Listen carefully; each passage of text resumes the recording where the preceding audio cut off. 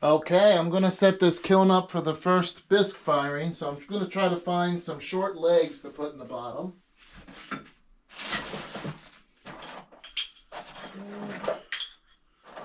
Bear with me while I find those.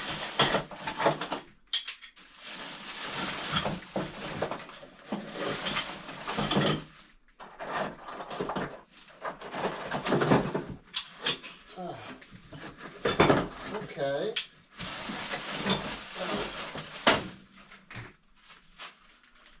Let's see what I have. I wonder where the actual shelves went. Oh well. Here we go. These are some legs that I have. I need 3. So I have 2. Okay. And let's see.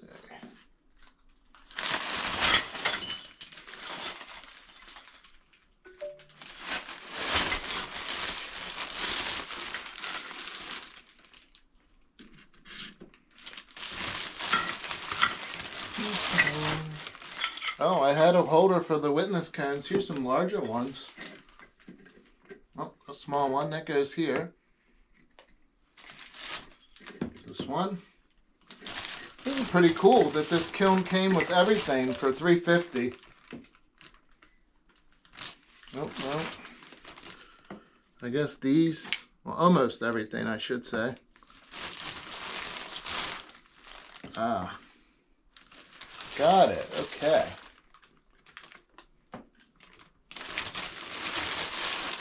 Unfortunately, this broke, but I believe this was to hold witness cones. So, I guess it could still be used broken. Just put it side by side, I guess. Don't know. We'll see.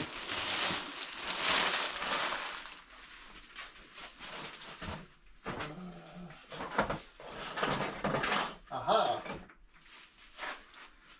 I found one more leg. Oh, that's a broken leg, though. Uh-oh. Well, that probably goes with this. So that's another piece of broken furniture, but that's okay. Like I said, this kiln's from the 1980s, so it's one of these. It's a third leg for that. Okay, well, all right, it is what it is. I can always get another piece of another leg, from the store.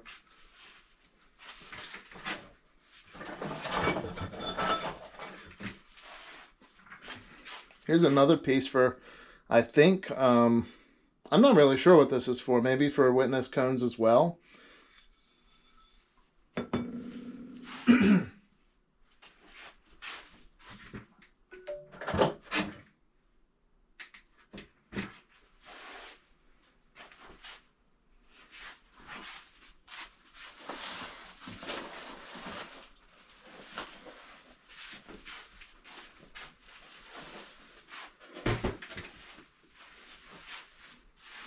Okay, well, I think for this first firing, I'm only going to need 1 shelf.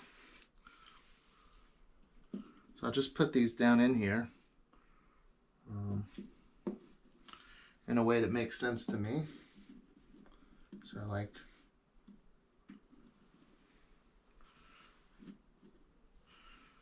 okay. I might need 4. I don't know. Let's see.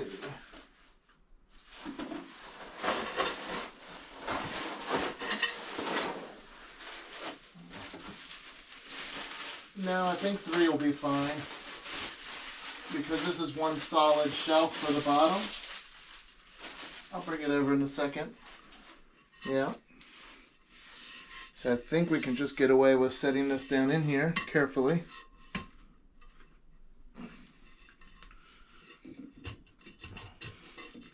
Don't want to break the sitter.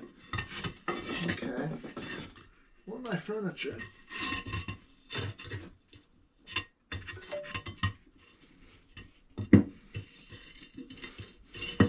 Okay.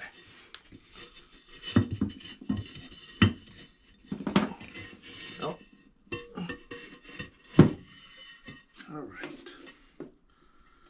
See if 3 is going to do it. I hope so, because that's all it came with.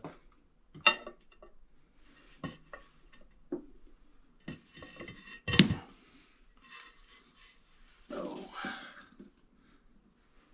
It's my understanding you don't set the shelf directly on the bottom of the kiln.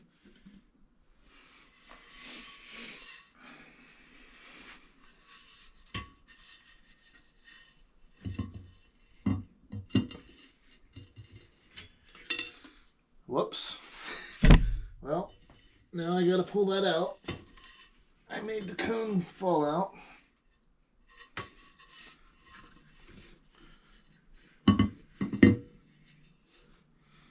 Okay. Definitely tricky, but there it is. And now, oof, now I will I will load this up with some of the pottery I made. So the first thing is this cup. This kind of scratched my name and date on the bottom. We'll see if that survives after glazing and all. But yes, very nice teacup. We'll set it here. And I've got this very thick bottom plate, so we'll see how this holds up. I think it'll hold up fine with the swirl. Hopefully you can see that swirl. Oh, there it goes. Yeah, I think you can see at that angle. Pop it in right here. Got the little soup bowl.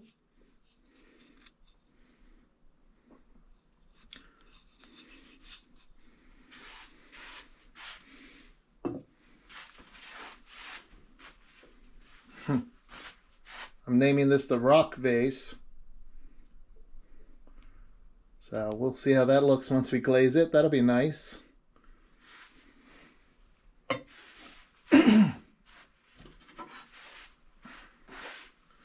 This was a very nicely done plate. I like it. It's pretty much even thickness throughout. So I think this is going to do well in the firing.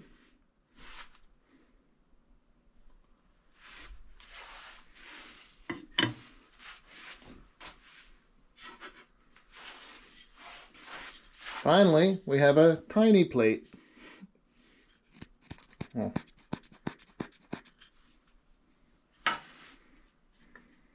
Kind of has a messy bottom to it. I'll try to get those bumps off. Try not to kick the dust up. You definitely want to wear a mask if you're kicking the dust up, so I don't want to do too much of that. Just trying to scratch some of them bumps off of the bottom there, though. Yeah. But okay, I'm going to go ahead and put it in there. I'm excited to fire that. That little plate's a little warped, but that's okay. And so yeah, that's all I have that's ready. My mug is over here still drying, so we're just going to leave that alone and let it dry. And so I have a few things to do. The ceramic supplier was telling me about. So I gotta set the cone. Okay. I gotta put this in for witness cones. I'm just gonna put them right there in the middle.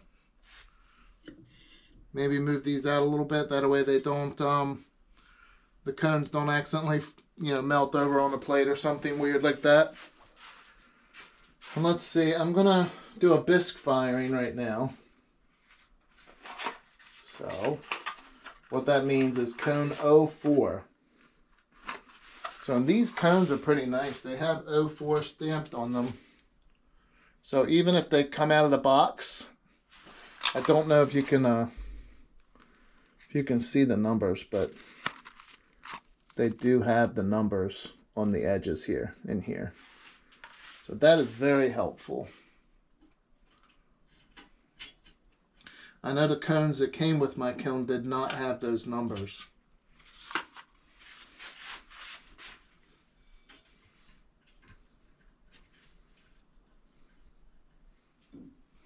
Okay, perfect. So that's set.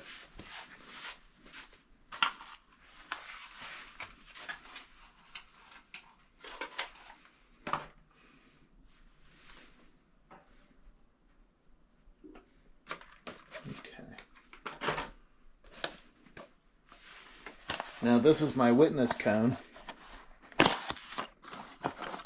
Wow. I just said wow because they're so large. But then again, they are marked large cones, so I shouldn't be that surprised.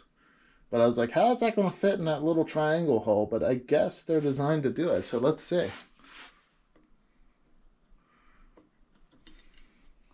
Maybe. Oh no, I broke it. That's okay. At least I think it's okay.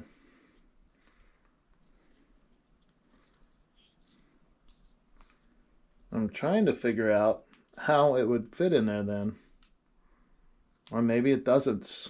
You know, I don't know. Maybe I got the wrong thing, but I don't know. That's what they're showing.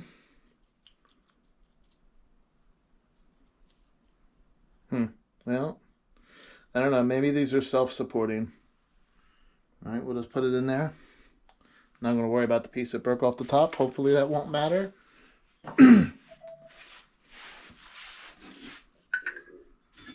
So I'm just going to move all this furniture out of the way.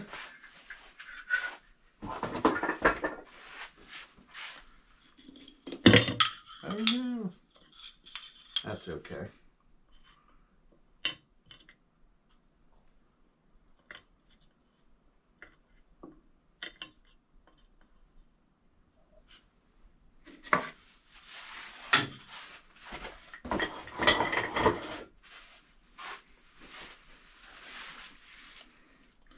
So yeah, I think that's pretty good. And I'm going to turn this on low. We're just going to leave it. Actually, there's one more step before I do that. I got to set the sitter, which I might have to remove this to do that. Yep. Now set that. Yeah, there we go. It's a process. I'm learning too, so we'll learn together. Now, I just pushed the button on the sitter. So now, hopefully, oh, I have to turn my breaker on. I do turn it off for safety. You don't have to do that, but I do. I do it for safety. And now you can hear that kiln. Let me just make sure I'm on low, because for the first part of the firing, I want to be on low. And yep, that's starting to heat up.